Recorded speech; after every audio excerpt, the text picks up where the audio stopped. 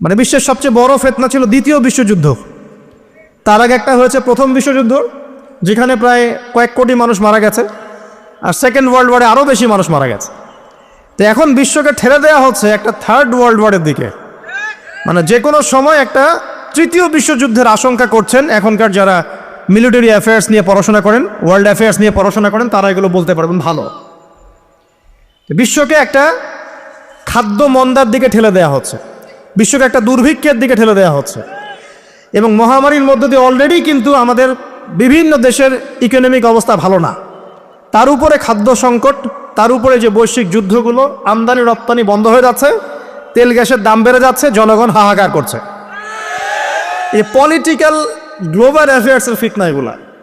তা আপনাকে এই জন্যই প্রথমে আমি একটা কথা বললাম যে ফিতনাময় একটা পরিবেশে একজন মুমিন যার অন্তর্দৃষ্টি আছে, যে কোরআন এবং সুন্নাহ দিয়ে এই বিশ্বের এই রহস্যগুলো উদ্ঘাটন করতে পারে, সে ভালো থাকতে পারে না। তার মনটা সবসময় কিন্তু মানে ব্যাকুল থাকবে যে কিভাবে এইসব সমস্যা থেকে নিজে উত্তরণের পথ খুঁজতে পারি, আর আমার পরিবারকে বাঁচাতে পারি, আর আমার জনগণকে বাঁচাতে পারি। আর যদি আপনি আত্মকেন্দ্রিক হন, স্বার্থপর হন, তাহলে নিজের চটকায় তেল দিবেন, নিজে ভালো থাকলেই বাপের নাম। তো দেখুন, এই জামানার কথাই নবীজি বলছেন সাল্লাল্লাহু আলাইহি ওয়াসাল্লাম, তোমাদের সামনে এমন একটা যুগ আসছে, নবীজি বলছেন জামানা সাবরিন, কঠিন জামানা, যেই জামানা ঈমান নিয়ে চলাটা হবে হাতের মধ্যে আগুন নিয়ে চলার মতো। তো নবীজি বলছেন ওই সময়ে সাহাবী জিজ্ঞাসা করছেন, ইয়া রাসূলুল্লাহ, আমি ওই সময়ে কি করব? ওই সময় আমি কি করব, আমাকে কি পরামর্শ দিচ্ছেন? নবী সাল্লাল্লাহু আলাইহি ওয়াসাল্লাম বলছেন, হে আমর ইবনে আস, তুমি ওই সময়ে বাড়িতে অবস্থান করো, বাসায় থাকো, বিনা প্রয়োজনে বাড়ির বাইরে এসো না। ওই সময় তুমি নিজের পাপের জন্য আল্লাহর কাছে ক্রন্দন করতে থাকো, বিনা প্রয়োজনে বাড়ির থেকে বের হয়েও না। আর মানুষের সাথে এত বেশি মেলামেশা করো না, নিজে তোমার আমল, তোমার গুনাহ নিয়ে ব্যস্ত থাকো, তোমার পাপের জন্য আল্লাহর কাছে কান্নাকাটি করো, ইনশাল্লাহ তুমি নাজাত পেয়ে যাবে। এটা একটা অপশন, মানে ফিতনাময় পরিবেশে আপনি কিভাবে বাঁচবেন, এটা একটা অপশন। আর একটা হাদিসে গিয়ে নবী সাল্লাল্লাহু আলাইহি ওয়াসাল্লাম বলছেন যে যখন এমন ফিতনাময় পরিবেশ আসবে, তখন যদি তোমরা এই আমর বিল মারুফ নাহি আনিল মুনকার, সৎ কাজের আদেশ, অসৎ কাজের নিষেধ, আমার সুন্নতের উপর অটল থাকতে পারো, তাহলে তোমরা 50 জন শহীদের নেকি পাবে। সাহাবায়ে কেরাম বলছেন, ইয়া রাসূলুল্লাহ, আমিনহুম আও মিন্না, তাদের মধ্যে 50 জন নাকি আমাদের মধ্যে 50 জন শহীদ? নবী করিম সাল্লাল্লাহু আলাইহি ওয়াসাল্লাম বলছেন, বাল মিনকুম, বরং তোমাদের মধ্যে 50 জন শহীদ। এটা অপশন নাম্বার 2। এক কি বললাম, আপনি নিজেকে নিয়ে ব্যস্ত থাকেন, বাসায় থাকেন, বিনা প্রয়োজনে বাড়ির থেকে বের হবেন না, মানুষের সাথে কম মেলামেশা করেন, এবং নিজের পাপের জন্যে আল্লাহর কাছে কান্নাকাটি করেন, নিজের আমল নামা নিয়ে ব্যস্ত থাকেন, ইনশাআল্লাহ নাজাত পাবেন। 2 নাম্বার, যদি আপনার কাছে আরও বেশি যোগ্যতা থাকে এবং আপনি আরও বেশি সাহসী হন এবং আপনি উম্মার, দেশের জনগণের কল্যাণ কামনা করেন, তাহলে অন্যদেরকেও এই ফিতনাময় পরিবেশে টিকে থাকার ফর্মুলা বলে দেন। এখানে সবর করেন, আমর বিল মারুফ নাহি আনিল মুনকারের কাজ করেন, আল্লাহ পাক আপনাকে ইনশাআল্লাহ 50 জন শহীদ সাহাবীর নেকি দিবেন ইনশাআল্লাহ। আরও অপশন আছে। কি অপশন? ওই যে আসহাবুল কাহফ কি করেছিল, একটা ফিতনাময় পরিবেশ থেকে নিজেরা আস্তে করে সরে গিয়েছে। যখন আপনি পরিবেশকে পরিবর্তন করতে আর পারছেন না, দাওয়াত দিয়েও কোনো কাজ হচ্ছে না, মানুষ কথাও শুনছে না, জুলুম নির্যাতন বাড়তেই আছে, টিকে থাকা মুশকিল, তখন তাদের হিসেবের দায়িত্ব আল্লাহর উপর ছেড়ে দেন, আপনি ওখান থেকে ডিসকানেক্টেড হয়ে যান। হয়তো আপনার কাছে মনে হচ্ছে না এখন ওই যুগ আসে নাই, কিন্তু আমি আপনাকে বলে দেই যে কোরআন এবং সুন্নাহর চোখ দিয়ে যদি আপনি দেখতে শেখেন এবং বর্তমান বিশ্বের প্রেক্ষাপটটা অ্যানালাইসিস করার যোগ্যতা আপনি অর্জন করেন কোরআন সুন্নাহর চোখ দিয়ে, আপনি বুঝতে পারবেন সেই সময় অনেক আগেই চলে এসেছিল। এখন ফিতনা এবং ফাসাদময় এই পরিবেশে আমরা কি করতে পারি, ছোট স্কেলে, বড় স্কেলে না, ছোট স্কেলে। আমি আজকে বড় বিষয় নিয়ে কথা বলতে আসি নাই, কারণ আমি চিন্তা করলাম যে আসলে প্রথমে যদি ব্যক্তিকেন্দ্রিক বিষয়টা ঠিক না হয়, বড় বিষয় আলোচনা করে কোনো লাভ নাই। আগে ব্যক্তি যদি ঠিক না হয়, বড় বিষয় আলোচনা করে আসলে কোনো লাভ নাই, আপনারা বুঝবেনও না, মাথার উপর দিয়ে চলে যাবে। এখন গ্লোবাল অ্যাফেয়ার্স নিয়ে কথা বলে খুব একটা ফায়দা নাই আপনাদের। এখন ইকোনমিক পুরো এই সুদভিত্তিক সিস্টেম আপনি চেঞ্জ করতে পারবেন না, এবং পুরো যে তাগুতি ব্যবস্থা আপনি চেঞ্জ করতে পারবেন না। আপনি কি করতে পারবেন? আপনি নিজেকে পরিবর্তন করতে পারবেন, আপনার পরিবারকে পরিবর্তন করতে পারবেন। এতটুকু আপনার পক্ষে এখন পর্যন্ত সহজ, ঠিক না? ঠিক কথা। এটা আপনি এখন করতে পারবেন। তো এটার ফর্মুলা কি? ফর্মুলা ঘাটতে গিয়ে আল্লাহ পাক আমার মাথার মধ্যে একটা হাদিস নিয়ে এসে দিলেন। কারণ আমি বিশ্বাস করি যে আপনারা বলছেন মৌলানা আল্লামা, আমি আসলে এমন কিছু নই। এই কথাগুলো আসলে আমার সাথে যায় না। আমি নিতান্তই একজন ছোট মানুষ এবং তালেবে ইলম, জ্ঞানের পথের পথযাত্রী। আর আমি তালেবে ইলম হয়েই থাকতে চাই। আমি মুফতি নই, আমি মুহাদ্দিস, মুফাসসির বা এই যে শব্দগুলো আপনারা বলছেন, এমন কিছুই নয়। আসলে কিয়ামতের মাঠে আমি জান্নাতে যেতে পারবো কিনা আমি নিজেই জানি না।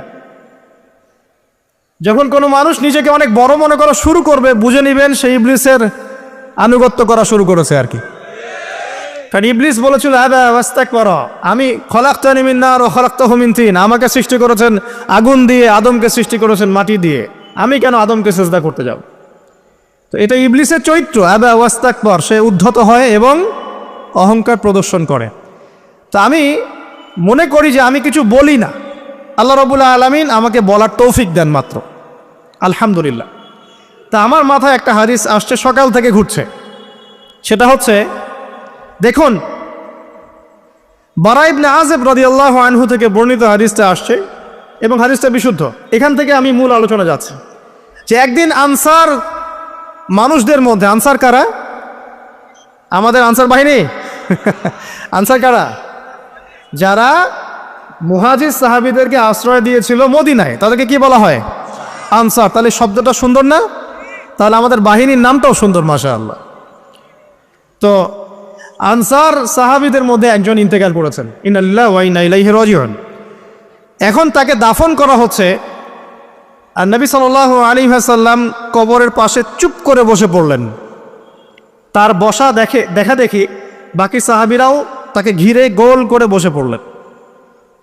তারা বলছেন, আমরা এমনভাবে এখানে বসেছিলাম যেন আমাদের মাথার উপরে পাখি এসে বসতে পারে, চুপচাপ, কোনো নড়াচড়া নাই। দেখেন রাসূলের সাথে বসার সুন্নত, দেখেন কোরআন এবং হাদিসের মাহফিলে বসার কিন্তু সুন্নত আছে। এখানে বসে দুনিয়াবি এত গল্পগুজব করা যাবে না, এই মোবাইল টোবাইল হাবিজাবি নিয়ে এত ব্যস্ত থাকা যাবে না, দিলের কান দিয়ে শুনতে হবে, ঠিক আছে? আদব আছে, না হলে কথা আপনার উপর তাসির করবে না। তারা এমনভাবে বসেছিলেন যেন মাথার উপরে পাখি বসতে পারে, সুবহানাল্লাহ।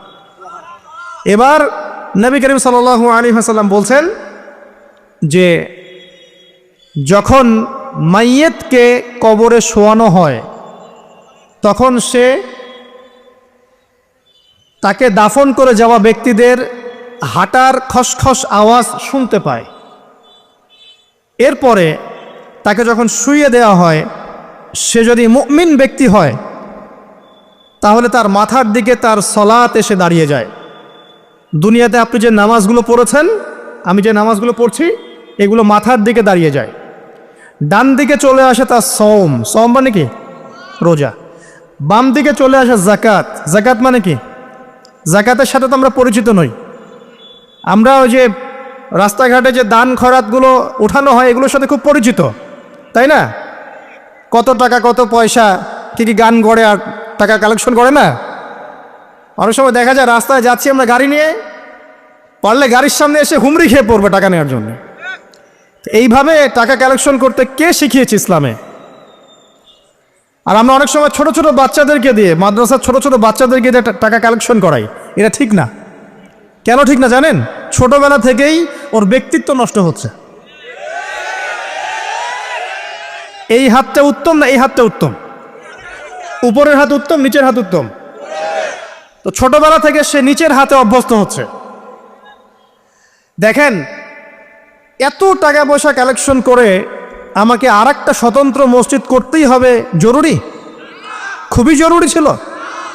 মানুষের কাছে হাত চেয়ে, হাত পেতে রাস্তাঘাটে এরকম করে গাড়ি থামিয়ে, তারপরে কি বলবো, সুর করে গান গেয়ে এত টাকা পয়সা কালেকশন করতেই হবে? মসজিদটা আমাকে টাইলস ফিটিং করতেই হবে? এসি মসজিদ করতেই হবে? আমরা এমনও মসজিদ রংপুরে দেখেছি 10 বছরেও টাকা কালেকশন শেষ হয় নাই, 10 বছর ধরে কালেকশন হচ্ছে। আমি ছোটবেলা থেকে দেখছি কালেকশন হচ্ছে, কি বুঝলেন? তো এগুলো আমাদের ব্যক্তিত্ব নষ্ট করে। মুসলিমরা উপরের হাতের মালিক, সারা বিশ্ব আমরা একসময় চালিয়েছি। এই পশ্চিমা সভ্যতা আমাদেরকে কি শিখায়? সারা বিশ্ব আমরা চালিয়েছি। এই আপনার উমাইয়া খেলাফতের সময়ও কর্ডোভায় আব্দুর রহমানের যে শাসন ছিল, কর্ডোভা, স্পেন, পর্তুগাল, এই পুরো জায়গাগুলো পশ্চিমা বিশ্বের, এগুলো মুসলিমরা শাসন করেছে প্রায় 500-600 বছর। ইতিহাস তো আমরা জানিও না, পড়িও না, ভুলে গেছে। ইতিহাস পড়তে হয়। হিস্ট্রি ঘাটলে দেখবেন রাসূল সাল্লাল্লাহু আলাইহি ওয়াসাল্লামের 23 বছরের নববী যুগ, স্বর্ণযুগ, তারপর আবু বকর সিদ্দিকের খেলাফত, তারপর উমর ইবনুল খাত্তাবের খেলাফত। আবু বকর সিদ্দিকের 2 বছর বা 2.5 বছর, উমর রাদিয়াল্লাহু আনহুর প্রায় 10 বছর, তারপর উসমান রাদিয়াল্লাহু আনহুর 12 বছর, আলী রাদিয়াল্লাহু আনহুর প্রায় 2-2.5 বছর, তারপরে হাসান রাদিয়াল্লাহু আনহু 6 মাস। এরপরে উমাইয়া খেলাফত শুরু হলো মুয়াবিয়া রাদিয়াল্লাহু আনহুর হাতে, প্রায় 20 বছর। উমাইয়ারা শাসন করেছে প্রায় 90 থেকে 100 বছর। তারপর জাব নদীর যুদ্ধে উমাইয়া আব্বাসী ওরা একে অপরের সাথে যুদ্ধ করেছে, করে উমাইয়ারা পরাজিত হয়ে আব্বাসীরা ক্ষমতায় গিয়েছে। ক্ষমতায় গিয়ে তারা প্রায় শাসন করেছে প্রায় 550 বছর। এদিকে উমাইয়াদের মধ্যে যারা পরাজিত হয়েছে ওরা চলে গিয়ে কর্ডোভা, আন্দালুসিয়া, ওই দিকে খেলাফত কায়েম করেছে। তারপরে আবার এদিকে ফাতেমি খেলাফত ছিল, উসমানীয় খেলাফত ছিল, তারপরে মিশরে তুলুনি একটা রাজবংশ ছিল, আমাদের সাবকন্টিনেন্টে মোগলরা ছিল, সারা বিশ্বে আমরাই ছিলাম। ইতিহাস তো ভুলে গেছে। তা আমরা সবসময় উপরের হাত ছিলাম, উপরের হাত আমরা দিতাম, মানুষ নিত। আর এখন কি হয়েছে? আমরা এখানে আমরা চাই, মানুষ দেয়। আর ওরা কি এমনি দেয়? ওরা চড়া সুদ দিবে না? ওয়ার্ল্ড ব্যাংকে যান লোন নিতে, চড়া সুদ। আর এই সুদ শোধ করতে গিয়ে বিভিন্ন দেশ শ্রীলঙ্কা হয়ে যাচ্ছে। সুদ তো শোধ করতে হবে, এমনি তো আপনাকে আর এগুলো দিবে না। তো এই সুদটা শোধ করতে গিয়ে আমাদের জিনিসপত্রের দাম বেড়ে যাবে, তারপরে দেখবেন জনগণের উপর কর বেড়ে যাবে, অনেক প্রবলেম। আর এই প্রবলেমগুলো ফেস করতে হবে কি কারণে? রিবা বা সুদের কারণে। তো এই যে বলছি, দেখেন ছোটবেলা থেকেই যে আমরা নিচের হাতে অভ্যস্ত হচ্ছি, এটা ত্যাগ করতে হবে। ব্যক্তিত্বের পরিচয় দেন। এত টাকা পয়সা চেয়ে প্রতিষ্ঠান করার দরকার নাই। আমার জমি আছে 1 বিঘা, আমি প্রতিষ্ঠান করবো ইনশাআল্লাহ। আপনার 2 বিঘা আপনি করেন, যার সামর্থ্য আছে সে করবে, সামর্থ্য নেই করার দরকার নাই। আর একটা মসজিদ যদি কবুল হয়, একটা মসজিদ একটা জেলার জন্য যথেষ্ট। একটা মসজিদ নববী থেকে নবী সাল্লাল্লাহু আলাইহি ওয়াসাল্লাম সারা দুনিয়া শাসন করেছে। আর আমাদের তেমন কোটি কোটি মসজিদ বাংলাদেশে। এই যুগের কথাও নবীজি বলেছেন, যে যুগে মসজিদগুলো চাকচিক্যময় হবে, মসজিদগুলো কি হবে? চাকচিক্যময় হবে, হেদায়েত উঠে যাবে, এবং মসজিদের মধ্যে শোরগোল, হট্টগোল বেড়ে যাবে। দেখেন না মসজিদে হট্টগোল বেড়ে গেছে না? এটা সেই যুগ। তো যেটা বলছিলাম প্রিয় ভাইরা, যে নিচের হাতে অভ্যস্ত না, উপরের হাতে অভ্যস্ত হতে হবে। এই কারণে এই যে একটা হাদিসের কথা শুরু করলাম, যে আনসার সাহাবী কারা ছিল? যারা মুহাজির সাহাবীদেরকে আশ্রয় দিয়েছে। এখন এই সাহাবীদের মধ্যে একজন ইন্তেকাল করেছে, তার লাশ যখন রাখা হচ্ছে তখন নবীজি বলছেন, মাথার দিকে মাইয়েতের আসে কি? সলাত। সলাত মানে কি? নামাজ। 5 ওয়াক্ত নামাজ আজকে থেকে ছাড়বেন? ওয়াদা করেন আজকে থেকে 5 ওয়াক্ত নামাজ ছাড়বো না ইনশাআল্লাহ। একটা হাদিস খালি বলি, মান তারাকা সালাতান মুতাআম্মিদান ফাকাদ কাফারা, মান তারাকা সালাতান মুতাআম্মিদান ফাকাদ কাফারা। আবার শোনেন, ক্বালা রাসূলুল্লাহ সাল্লাল্লাহু আলাইহি ওয়াসাল্লাম, মান তারাকা সালাতান মুতাআম্মিদান ফাকাদ কাফারা। আর মুয়াজ বিন জাবাল রাদিয়াল্লাহু আনহু কে নবীজি বলেছেন, মান তারাকা সালাতান মুতাআম্মিদান ফাকাদ বারিয়াত মিন জিম্মাতিল্লাহ। যে ব্যক্তি নিজের উপর ফরজ নামাজ ছেড়ে দিল, সে কুফরি করলো। মুয়াজ বিন জাবালকে নবী সাল্লাল্লাহু আলাইহি ওয়াসাল্লাম বলছেন, যে ব্যক্তি ফরজ নামাজ ইচ্ছা করে ছেড়ে দিল, সে ব্যক্তি আল্লাহর জিম্মা থেকে মুক্ত হয়ে গেল। নামাজ ছাড়বেন প্রিয় ভাই? 5 ওয়াক্ত নামাজ জামাতের সাথে ইনশাআল্লাহ। এই যাকাতই হচ্ছে আপনার ইসলামিক অর্থনীতির মূল ভিত্তি। কিভাবে জানেন?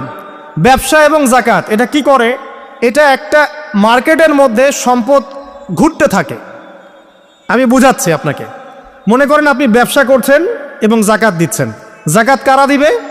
যারা জাকাতের নিসাব পরিমাণ সম্পত্তি রাখে, মানে কিছুটা ধনী তারা।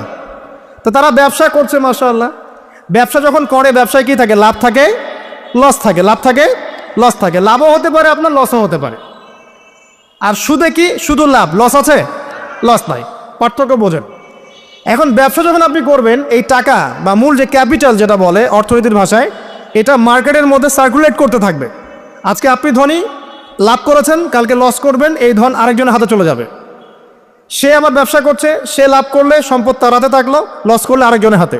মানে এই মানিটা, ক্যাপিটাল যেটা, এটা মার্কেটের মধ্যে ঘুরতে থাকে, ঘুরতে থাকে।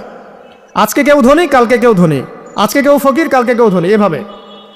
এখানে আল্লাহ পাক যাকে ইচ্ছা হয় ধন দেন, যাকে ইচ্ছা হয় দরিদ্র করেন। এটা আল্লাহ পাক নিয়ন্ত্রণ করেন। আবার এর মধ্যে যারা ধনী হবে তারা আবার জাকাত দিবে। কাকে জাকাত দিবে? যে গরিব তাকে। এই কারণে অর্থনৈতিক সাম্য থাকবে এবং টাকা, ক্যাপিটাল মার্কেটে সার্কুলেট করতে থাকবে। এটা হচ্ছে ইসলামিক ইকোনমিক্স। বুঝাতে পারছি না মনে হয়। আর রিবায় কি হবে? রিবায় কোনো লসের চান্স নাই। মানে এখানে ধনী আরও ধনী হতে থাকবে, গরিব আরও গরিব হতে থাকবে, প্লাস জাকাতও দিবে না।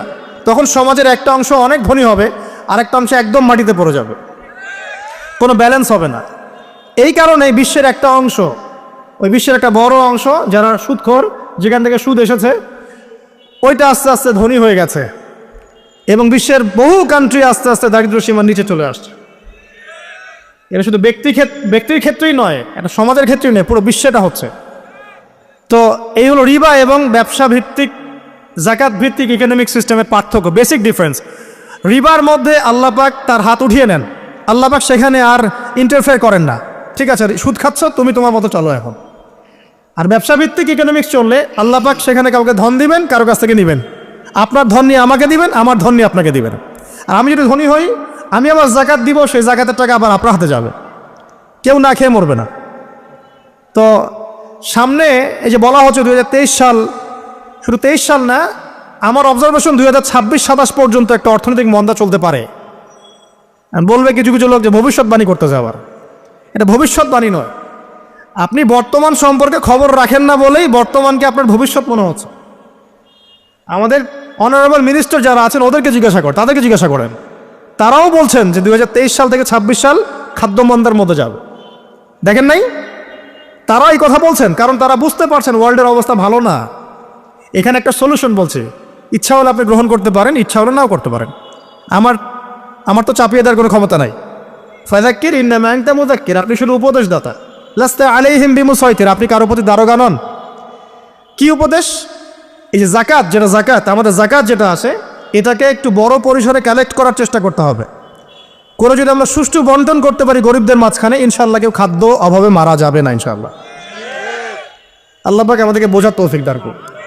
এর পাশাপাশি তারা যেটা বলেছেন, ইকোনমিক সেকশনের লিডার যারা আছে তারা যেটা বলছেন এটা ঠিক বলছেন। তারা বলছেন কৃষিভিত্তিক অর্থনীতির কথা বলছেন, এটার সাথে আমি 100% একমত। কারণ আল্লাহ পাকের কোরআন, এই কোরআনের মধ্যে বেশিরভাগ যে অর্থনীতির কথা এসেছে তা হচ্ছে কৃষিভিত্তিক অর্থনীতি। এটা কি জানেন? হয়তো জানেন না। কোরআনে যত ইকোনমিক সিস্টেমের কথা আসছে তার মধ্যে সবচেয়ে বেশি এসেছে কৃষিভিত্তিক অর্থনীতির কথা, তারপর ব্যবসা এবং জাকাত। অতএব তারা ঠিকই বলেছেন, দেশের যারা ইকোনমিক সেকশনে গবেষণা করছেন তারা ঠিক কথাই বলেছেন যে কৃষিভিত্তিক অর্থনীতি হচ্ছে আমাদের অর্থনৈতিক মন্দা দূর করার অন্যতম উপায়। ঠিক বলেছেন, আমি একমত। তো জাকাত যেটা কথা বলছিলাম, বাম দিকে জাকাত আসবে, তো জাকাত আমরা দিব তো ইনশাল্লাহ ভাই। যাদের শোনেন, বাংলাদেশে এমন অনেক শিল্পপতি আছে যাদের একজনের জাকাতের টাকা দিয়ে একটা গ্রাম চলতে পারে। আর জাকাতের টাকা কিন্তু শুধু এক বছরে আসবে না, প্রতি বছরেই ঘুরে ঘুরে আসবে। মনে করেন যে আপনাদের এলাকার মধ্যে অনেক বিত্তশালী আছেন, আমি দোয়া করি মন থেকে আল্লাহ পাক বিত্তশালীদের অন্তরটাকে নরম করে দিক এবং ওসমান রাদিয়াল্লাহু আনহুর মতো দানশীল করে দিক। আমিন। আমরা দোয়া করি, আমরা কারো খারাপ চাবো, সবার জন্য হেদায়েতের দোয়া করব। টাকা থাকতে তো সমস্যা নাই, কিন্তু টাকা থেকে যদি উসমান রাদিয়াল্লাহু আনহু হতে না পারলাম তাহলে সমস্যা। টাকা থাকতে কোনো সমস্যা নাই, ধন আপনাকে আল্লাহ দিতেই পারে। এই ধনটাকে উসমান গনি রাদিয়াল্লাহু আনহুর মতো আল্লাহর পথে বিতরণ করে দেন। ইনশাআল্লাহ আল্লাহ পাক আপনাকে জান্নাতুল ফেরদৌস দান করুন ইনশাআল্লাহ। তো অনুরোধ থাকবে, দেখেন আপনারা যদি একটা এলাকার যাকাত কালেক্ট করতে পারেন, মনে করেন কথার কথা এখানে কিছু মেয়ে আছে যারা খারাপ পথে পা বাড়িয়েছে, আমার কথা বুঝতে পারছেন? আচ্ছা, এরকম পল্লী অনেক জায়গায় আছে না? 1 বছরের যাকাতের টাকা দিয়ে সমস্ত যৌনপল্লীর মেয়েদেরকে কাজ দেওয়া সম্ভব, কর্মে আনা সম্ভব। ওদেরকে কাজের ব্যবস্থা করে দেন, ওরা কখনোই এই সেক্স ওয়ার্কারের কাজ করবে না ইনশাআল্লাহ। কোনো মেয়েই এই কাজ করতে চায় না আমার মতে। কোনো মেয়েই চায় না যে ইজ্জত বিক্রি করে খাবো, কোনো মেয়ে চাবে? কখনো চাবে না। ওকে আপনি ভালো কাজের ব্যবস্থা করে দেন এই যাকাতের টাকা দিয়ে, দেখবেন ইনশাআল্লাহ সে ওই খারাপ পথ ছেড়ে দিয়েছে। অনেক দেখবেন দরিদ্র মানুষ আছে যে পড়াশোনা করার কোনো সুযোগ নাই, টাকা পয়সা নাই, পড়াশোনা করতে চায় কিন্তু টাকা পয়সা নাই, দিনের জ্ঞান অর্জন করতে চায়, দেশকে কিছু দিতে চায়, টাকা নাই। তাকে আমরা হেল্প করতে পারি না? পারি। অনেক মানুষ আছে মাদক দ্রব্য বিক্রি করছে, তাকে বুঝান, দিনের হেদায়েত দেন যে ভাই আমি তোমাকে আরও ভালো চাকরি দিব, ভালো ব্যবসা দিব, তুমি ছাড়বা কি না? বলবো আমি ছেড়ে দেবো ইনশাআল্লাহ। বুঝালে ছেড়ে দেবে ইনশাআল্লাহ। এই যে মেগা প্রজেক্ট যেটা কথা বলি আমরা, আত্ম উন্নয়নমূলক বলেন, যুব উন্নয়নমূলক বলেন, বা কান্ট্রি ডেভেলপমেন্টের কথা বলেন, এখানে যাকাত একটা বড় শক্তি হতে পারে। তবে এটাকে সুষ্ঠুভাবে কালেক্ট করতে হবে এবং যাকাতের যে 8টা খাত আছে এই খাতগুলোতে সুষ্ঠুভাবে বন্টন করতে হবে। অমুসলিমদেরকেও যাকাত দেওয়া যায়, জানেন? অমুসলিম যদি কেউ থাকে, দরিদ্র, তাকেও যাকাত দিয়ে সহযোগিতা করা যায়। আমরা সহযোগিতা করি না বলেই তো ওই যে পশ্চিম থেকে লোকজন এসে সহযোগিতা করে খ্রিস্টান বানাচ্ছে এখন সবাইকে। আরও বাড়বে দিন দিন, দেখেন। আমরা তো সহযোগিতা করছি না। আপনার পাশে আপনার প্রতিবেশী না খেয়ে মারা যাচ্ছে, আপনি যাচ্ছেন না। এখন তো অন্য কেউ এসে যদি সাপোর্ট করে, ও তো তার দলেই ভিড়বে। আমাদের এই ভিডিওটি যদি আপনার ভালো লেগে থাকে তাহলে ভিডিওতে একটি লাইক দিতে পারেন এবং আপনার প্রিয়জনদের সাথে শেয়ার করতে পারেন, এবং এইরকম আরও ভিডিও পেতে আমাদের ইউটিউব চ্যানেলটি সাবস্ক্রাইব করে পাশে থাকা বেল আইকনটি অন করে দিন।